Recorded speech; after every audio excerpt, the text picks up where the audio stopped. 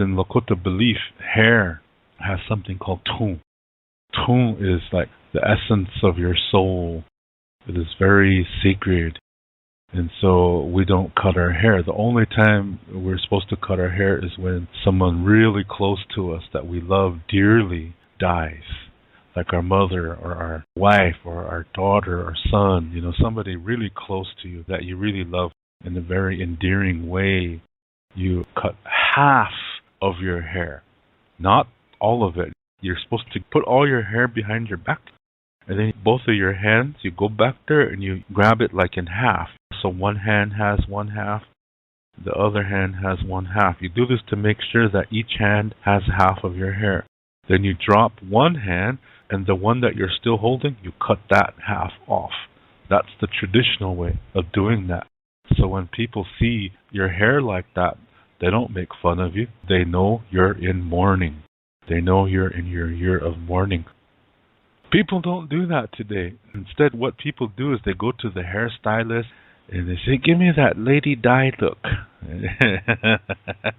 They cut all their hair, they make all their hair short, and then they have it styled so they still look good.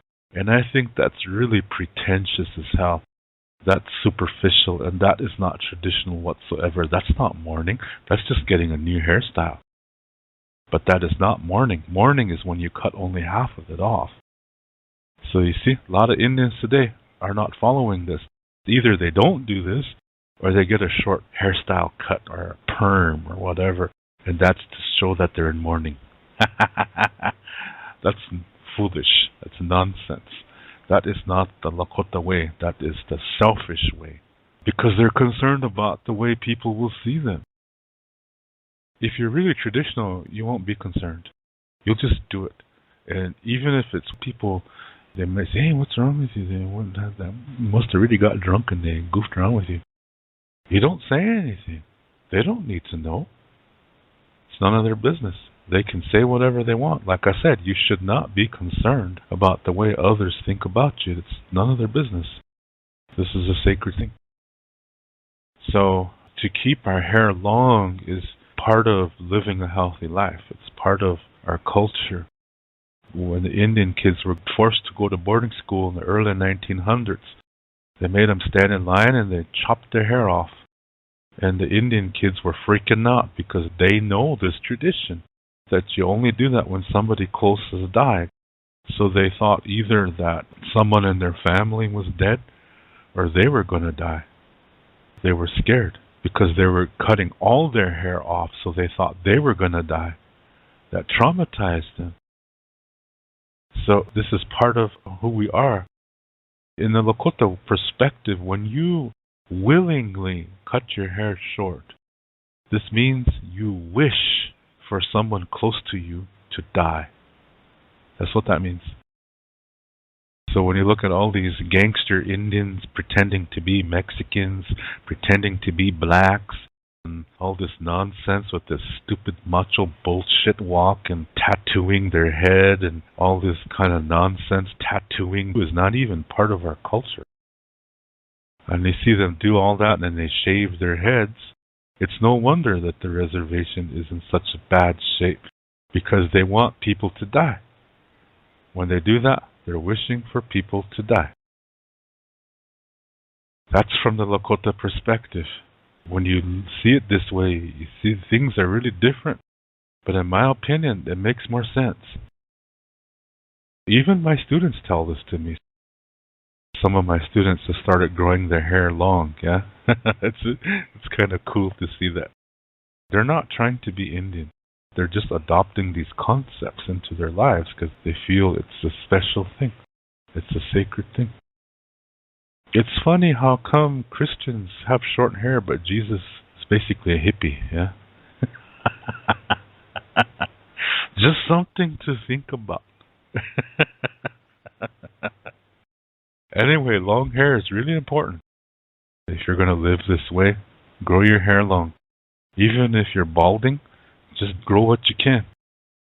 Even if you're like Homer Simpson and you just have 3 strands of hair that are really long, that's good enough.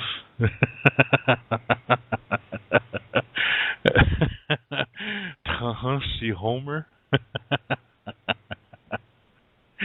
Shoot. A funny guy. Oh, man. Anyway, so TUN is an interesting topic. It's also in your clothes. It's in your things that you make with your hands, like food, clothes, bow and arrows, things like that. All of that TUN comes out from your hands and goes into that item. So, in a Lakota perspective, when somebody really thinks highly of you, they'll make something for you and gift you with it because they're giving a part of themselves with it. They trust you. That's a sign that they trust you.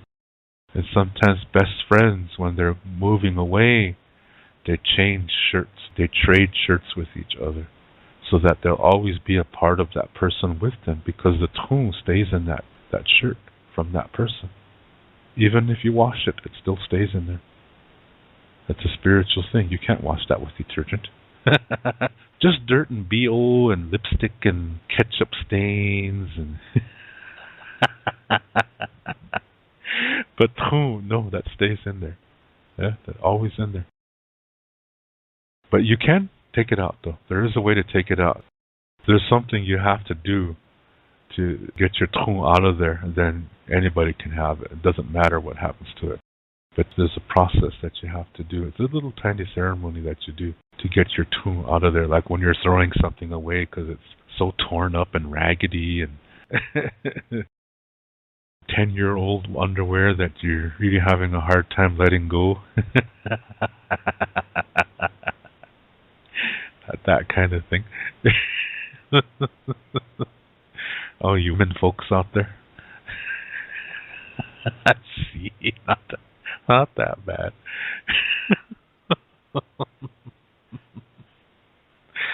Oh, shit. Oh, gosh. Anyway. So, we're always careful. Yeah? A long time ago when we were little kids, our parents would say that whenever we're camping or traveling someplace, and make sure you have everything. Your shoes, everything. Don't leave anything. Because something unhealthy is going to go on to that item, and it's still connected to you. And because it's unhealthy, it could make you sick. So this is why. Another thing that has TUN is your shit. That has TUN as well. So, long time ago, you dispose of that carefully. For babies especially. In the 1970s, when Pampers, this disposable diaper, was invented, everybody was going boarding school and nobody was practicing these traditions anymore. So sometimes these young mothers, they were traveling in a car and changing babies to pamper. And they tape it up and they just throw it out the window. Meanwhile, grandma is going, she, ooh, ha. And all those cool sounds that grandmas make. Eee. When we were little kids, we used to have fun imitating our grandmas, yeah?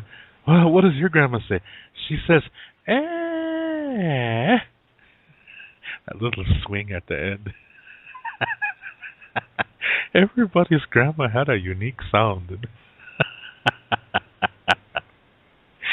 Shoot, that was so cool. Nobody does that these days, yeah? It's too bad. I'm glad I witnessed that.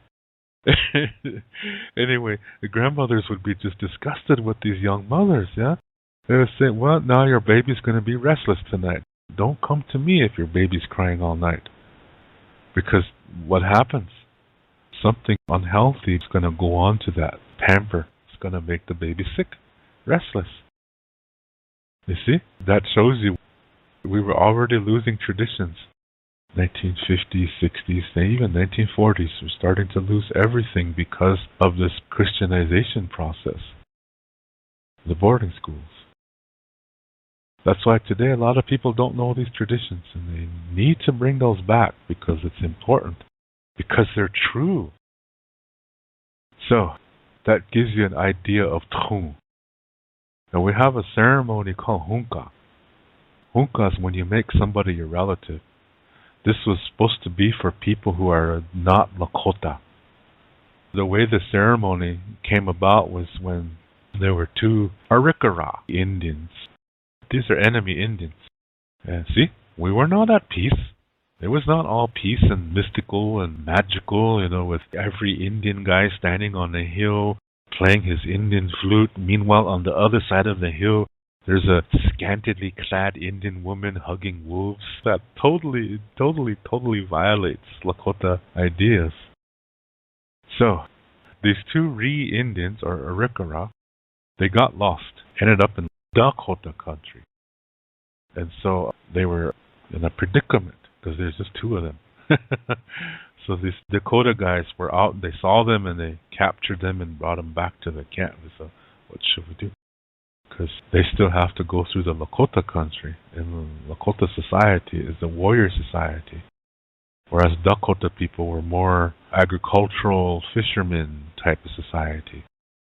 I mean, there were warriors too, don't get me wrong, okay? It was just that they were more on either their fishing or their farming, corn. So these Dakota guys, their medicine man went and did a hamblecha ceremony, crying for a vision on what should he do. These 2 guys, they were just lost. They were not on the warpath.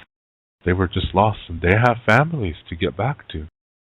This Dakota medicine man, in his vision, he received this ceremony called hunka. What they're going to do is they're going to make them a relative. So they're not considered Dakota. These 2 Ree guys, they're not considered Dakota. They're considered relatives. So just because you're a relative, that doesn't mean you're a member of that tribe. People misunderstand that. That's not what hunka does. It just makes you a relative, nothing more. So this is what they did. And in that ceremony, they traded shirts. Then they gave these 2 Ree guys Dakota names. And so 1 Dakota guy adopted 1 Ree guy. So you have 2 Dakota guys and 2 Ree guys. So these 4 rode off into Lakota country. They're going to escort them through in peace. So when they met the first Lakota group, the Lakota guys surrounded them. And the Dakota guys explained to them the ceremony that they did, that they made the 2 Ree guys relatives. They're not here for war. They said they got lost and they're trying to get home to their families. So Lakota people were saying, tell us about this ceremony. This is really interesting. So they did. All of them sat down for the night and they camped. And these 2 Ree guys, they had to behave, because they're relatives now. And they were scared anyway. They didn't want to try anything. So they had guards set up, of course. That's what they always do. It's a standard procedure of the prairie because you never know what's out there. There's wolves running around. Literal and figuratively speaking. The next morning they parted and they let them go. So then they continued.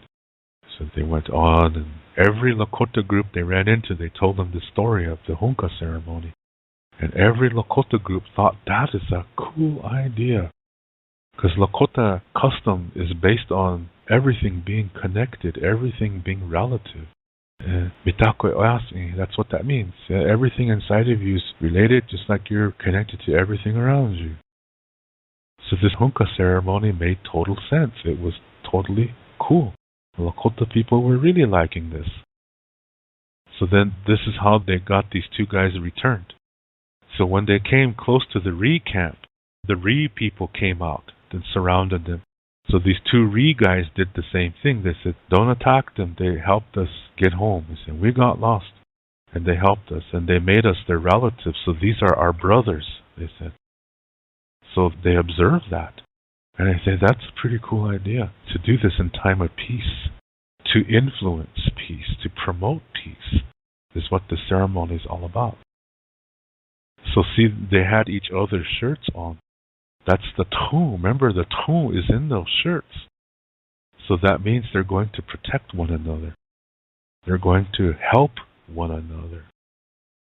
The 4 families, now they're related. It's not just these 4 guys. It's their families are involved too. So the families of these 2 Ree warriors, they welcomed the 2 Dakota men in because they're relatives now. So they treated them like relatives. They fed them and they got their horses resting and stuff like that. And then they stayed with them for a few days. And then it's time for the Dakota guys to go back. So these Ree people gave them some food and some gifts for those families that they're now related to. So they thanked them and they parted in peace. So those Dakota guys came back through Lakota country again, and they wanted to hear that story again. Tell us that story again. Lakota people like to tell stories. So they did. And then they say, look at what happened. This Ree family gave gifts to our families. That is really nice. So they came back to their own camp and they gave the gifts to their families, and this is what our Ree relatives gave to us. And so how cool is that, this Hunka ceremony? So those Ree guys had Dakota names. It's so cool. See how they take a difficulty and transform it into something beautiful? That's what life is about. So that's how we got the Hunka ceremony. And the TUN is really part of the ceremony, a very important part. You exchange with the person that you're adopting. That means you protect one another. You won't do anything to harm the other one. So they took real good care of those shirts, so no harm came to them. Both sides did that. That's Hunka, coming together. Isn't that beautiful? But you see how TUN plays a role in that. So that's our tradition. So, now you know about hair and TUN, and mourning and Hunka ceremony, just some thoughts on that. So, anyway, everything I'm saying here tonight is based on Lakota Star knowledge. So all I ask is that you think about it. I'm not asking for you to agree with me, but just think about it. And I thank you for taking time to tune in and listen to this show. And thank you, wherever you are, whenever you're listening to this. I wish you good morning, good day, good afternoon, good evening, good night, sweet dreams. And in our way, everything comes around again, so we have no word for goodbye in Lakota. Instead, we say until next time, which is Doksha Akel. To learn more about Lakota spirituality, I have written a book called Wichocha Otechike. This book also includes Lakota Star Knowledge information. All the videos that I make, which are about Lakota spirituality, Lakota Star Knowledge, and cultural information, are based on this book. This book costs 99 American dollars. This price includes the shipping cost as well as a tracking number. And to learn more about Lakota language, I have written a Lakota language book called Chante Etanha Owoglake, Speaking from the Heart. And all my Lakota language videos are based on this book. This book costs 119 American dollars. This price includes the shipping cost as well as a tracking number. I also teach online and I give spiritual consultations as well. If you are interested in any of my services and products, you can send payment via PayPal to my email address, which is hehaka7@yahoo.com. That's HEHAKA, the number 7@yahoo.com. When you send your payment, please include your shipping address and your email address. Lila Pilamayelo. Thank you very much.